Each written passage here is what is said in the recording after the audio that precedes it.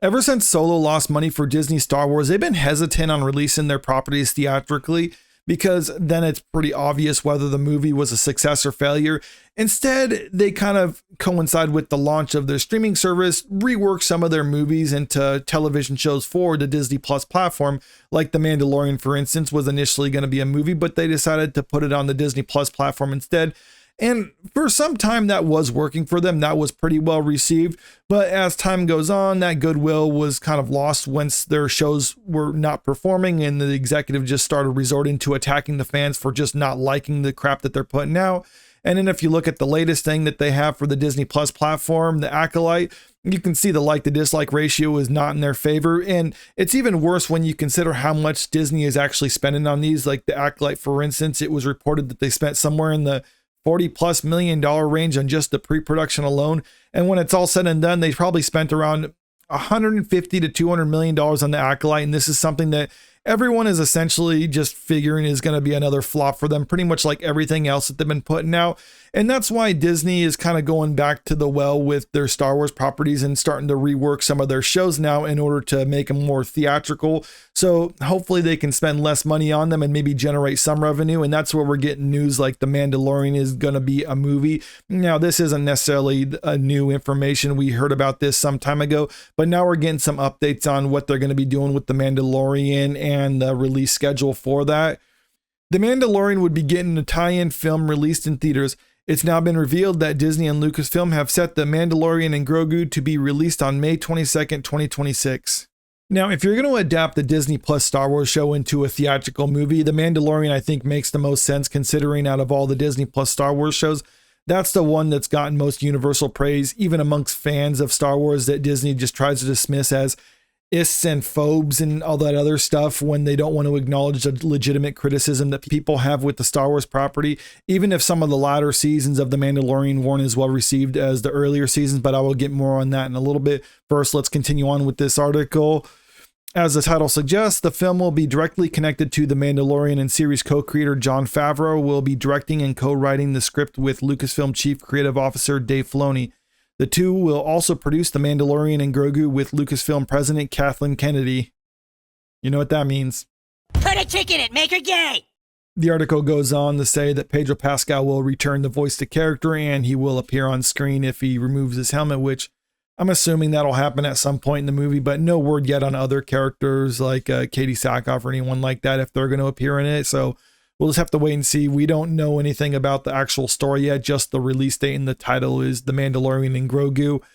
And there's also no word yet on whether there's going to be a season 4. Some people say the movie is what they're focusing on now, and it's possible, depending on the success of the movie, whether this will get a season 4 or not after the movie is released theatrically. That's still a couple years out from the release of the movie, so we don't have anything to go by.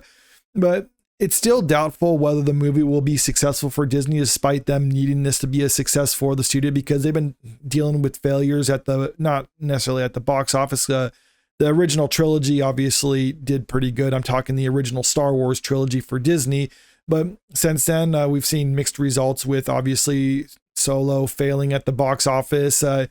And it's unclear whether this will be another success, because that's one of the things that Disney needs for their Star Wars. They need to kind of revitalize the Star Wars box office and make it a thing that people go to again. And so far, it's doubtful whether this will be enough to attract audiences, because even though the first season was well received, as you can see with the Rotten Tomatoes score for audiences, it didn't really hold up too well. And if you look at the last season, it pretty much nosedived. And one of the things that I liked about the first season that I didn't like about the latter season was that in the first season, it felt like it expanded the Star Wars universe, where instead of it focusing on the Jedi and the Skywalkers and all that stuff, it was just like, let's just see what some random bounty hunter is doing elsewhere in the galaxy and just kind of follow him. And I thought that was cool. Obviously, with Baby Yoda going around, or Grogu as people call him, I still maintain he's Baby Yoda. It kind of tied it more to the Jedi, but I didn't really have a problem with that because it wasn't like directly tying it to anything that we've seen before. It was just happened to be the same species as Yoda. So whatever, it is what it is. And I didn't really have a problem with that.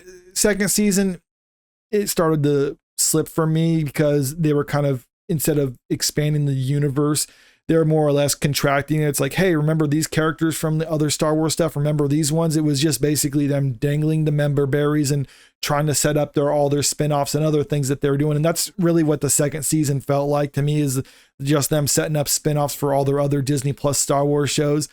And then the third season just kind of went off the rails with that. So I'm thinking this is going to be what's on people's minds when they have a Mandalorian movie comes out. It's not going to be the first season of The Mandalorian. They're going to be thinking of the third season of The Mandalorian because it is taking place afterwards.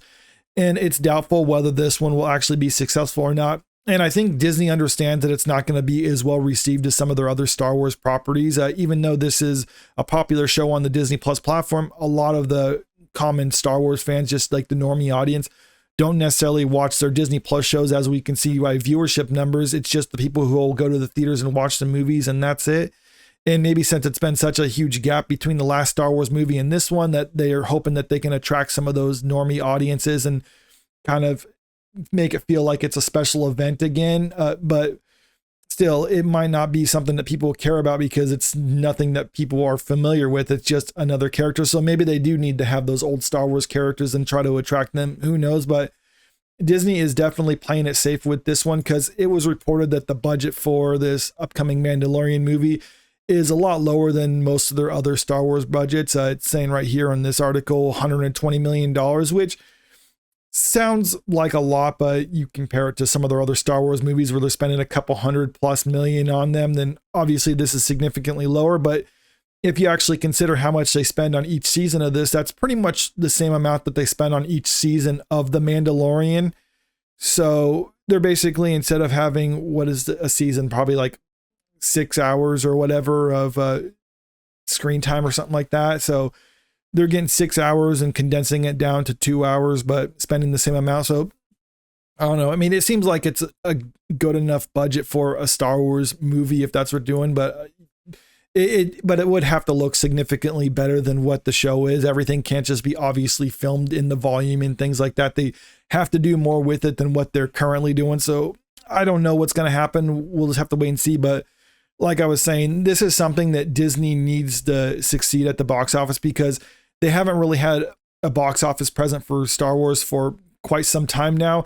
And they need to have like a big outing in order to try to attract audiences back to the Star Wars property. And if this is a one, it's like, it's basically them putting their best foot forward. It's like, okay, we haven't had anything in theatrically for a while. Our Disney Plus shows haven't been working too well.